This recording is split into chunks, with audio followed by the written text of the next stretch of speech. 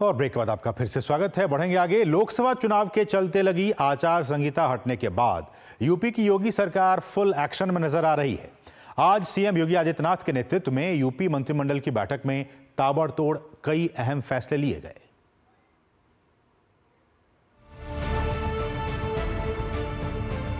मुख्यमंत्री योगी आदित्यनाथ की अध्यक्षता में यूपी कैबिनेट की बैठक में 41 प्रस्तावों पर मुहर लगी। इनमें 26 प्रस्ताव जल शक्ति विभाग से जुड़े हुए हैं।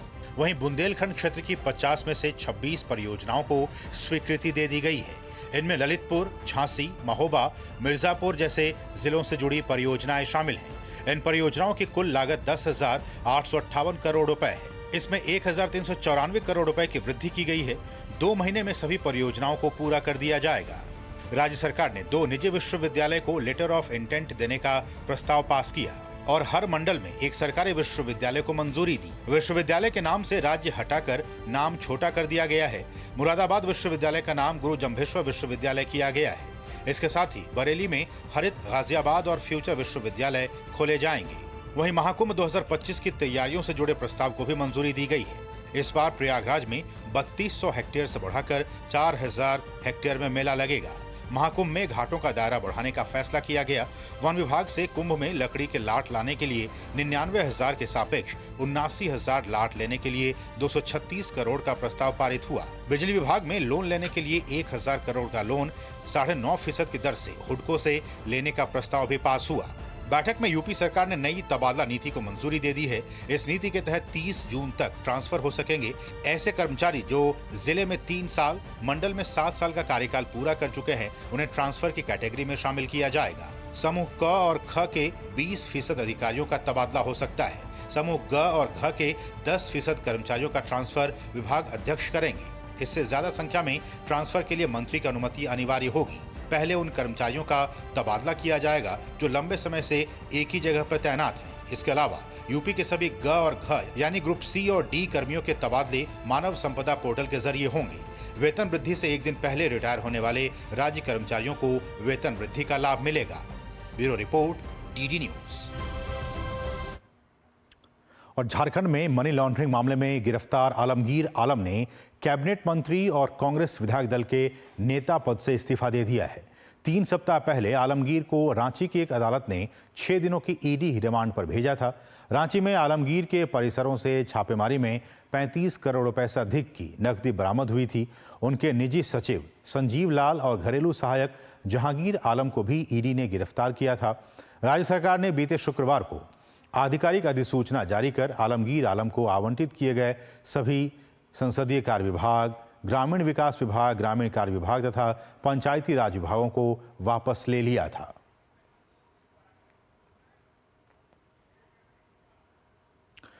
तमिलनाडु के तिरुचिरापल्ली अंतर्राष्ट्रीय हवाई अड्डे का नया टर्मिनल का संचालन आज से शुरू हो गया है। भारतीय विमानपत्तन प्राधिकरण के कर्मचारियों ने यहां आने वाले यात्रियों का स्वागत किया। गौरतलब है कि प्रधानमंत्री नरेंद्र मोदी ने इसी साल जनवरी में इस नए टर्मिनल भवन का उद्घाटन किया था। यह टर्मिनल भवन 1100 करोड़ रुपए से अधिक की लागत से विकसित किया गया है। इस नए अंतर्राष्ट्रीय टर्मिनल भवन की सालाना क्षमता 44 लाख से अधिक यात्रियों की है। अत्याधुनिक सुविधाओं से लैस इस टर्मिनल भवन से यात्रियों को बहुत आसानी होगी।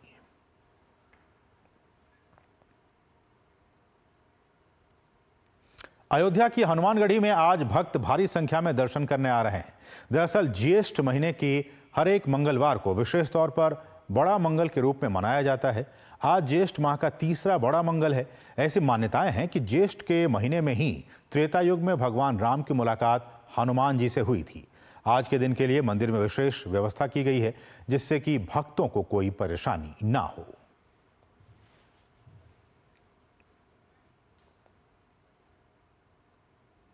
और अब बात योग की। 10वें अंतर्राष्ट्रीय योग दिवस के लिए देश भर में तैयारियां शुरू हो गई हैं। कैसी चल रही है देश के विभिन्न शहरों में योग दिवस की तैयारियां, इस रिपोर्ट को आइए देखते हैं।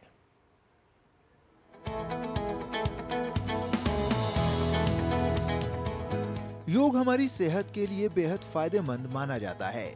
यही वजह है कि लोग इसे लगातार अपनी दिनचर्या का हिस्सा बना रहे हैं।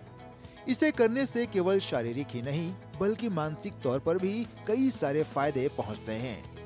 योग की इसी अहमियत को देखते हुए हर साल 21 जून को अंतर्राष्ट्रीय विश्व योग दिवस मनाया जाता है। अंतर्राष्ट्रीय योग दिवस के लिए देश भर में तैयारियां शुरू हो गई हैं। योग दिवस से पहले देश भर में कई कार्यक्रम आयोजित किए जा रहे हैं। हरियाणा के पलवल स्थित नेताजी सुभाष चंद्र बोस स्टेडियम में जिला प्रशासन के अधिकारियों, कर्मचारियों, एनसीसी कैडेट, स्काउट कैडेट को 3 दिवसीय योग शिविर के तहत योग का प्रशिक्षण दिया गया। योग शिविर के नोडल अधिकारी रामजीत सिंह ने कहा कि योग दिवस प्रधानमंत्री नरेंद्र मोदी की काफी सराहनीय पहल है। आदरणीय प्रधानमंत्री नरेंद्र मोदी जी के प्रयासों से जो अंतर्राष्ट्रीय स्तर पर योग दिवस अब की बार 10वां योग दिवस मनाया जाना है, तो ये उनका सरकारी तौर पर बहुत बड़ा योगदान है। तो ये हमारा नैतिक कर्तव्य बन जाता है कि हम भी इसमें तन से मन से अच्छी तरह रुचि लेकर के शारीरिक, मानसिक और आध्यात्मिक लाभ प्राप्त करें। वहीं अध्यात्म ज्ञान की नगरी वाराणसी में भी योग दिवस के लिए विशेष तैयारियां की जा रही हैं। साथ ही गुलाबी नगरी जयपुर के जंतर मंतर पर बड़े पैमाने पर योग शिविर के आयोजन के लिए तैयारियां जोरों पर हैं। जयपुर के राष्ट्रीय आयुर्वेद संस्थान जयपुर द्वारा अंतर्राष्ट्रीय योग दिवस को लेकर जंतर मंतर पर विशेष व्यवस्थाएं की जा रही हैं।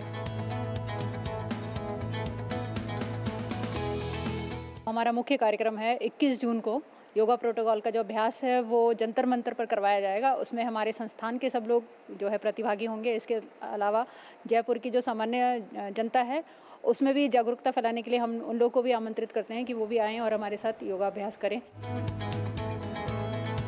बता दें कि हर बार अंतर्राष्ट्रीय योग दिवस अलग अलग थीम पर आधारित होता है। इस साल अंतर्राष्ट्रीय योग दिवस पर खास थीम स्वयं और प्रयास। महाराष्ट्र के ठाणे में भिवंडी तालुका में डायपर निर्माण फैक्ट्री में भी आग की दुर्घटना। भीषण आग को बुझाने में जुटे दमकल कर्मी। बिहार के पूर्णिया से निर्दलीय सांसद पप्पू यादव के खिलाफ चुनाव जीतने के 6 दिन बाद ही केस दर्ज। पूर्णिया के एक बड़े फर्नीचर व्यवसायी ने लगाया 1 करोड़ रुपए मांगने का आरोप।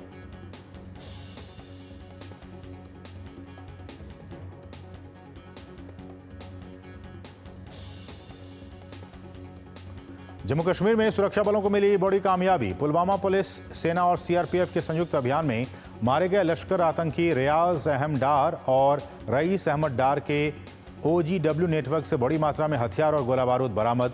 6 किलो वजन के 2 आईडी, AK-47 पिस्तौल और आपत्तिजनक सामग्री शामिल। धारा 307 आईपीसी, आर्म्स एक्ट और यूएपीए के तहत मामला दर्ज। महाराष्ट्र एटीएस ने फर्जी दस्तावेजों के साथ मुंबई में रह रहे 4 बांग्लादेशी नागरिकों को किया गिरफ्तार। आरोपियों ने फर्जी नागरिकता दस्तावेजों के आधार पर लोकसभा चुनाव में मतदान किया था।